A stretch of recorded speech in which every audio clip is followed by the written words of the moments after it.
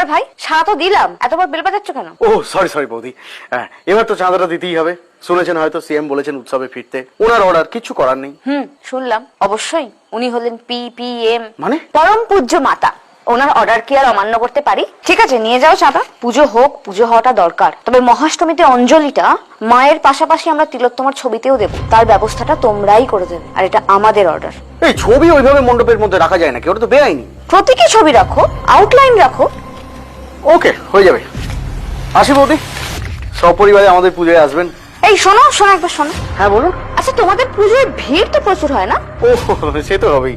আমাদের থিম তো প্রত্যেক বছর একদম ইউনিক হয়, আর গত বছর ফার্স্ট প্রাইজ তো আমাদেরই ছিল। আচ্ছা ধরো, এই প্যান্ডেলে ঠাকুর দেখতে এসে অনেকগুলো মানুষ যদি একসাথে চিৎকার করে বলে ওঠে সব প্যান্ডেলের একটাই স্বর, জাস্টিস ফর আরজি কর, তখন এইভাবে উৎসবে ফেরাটা আমাদের মেনে নিতে পারবে তো? আরে দে বাবা, প্রত্যেকবার সেই এক কথা।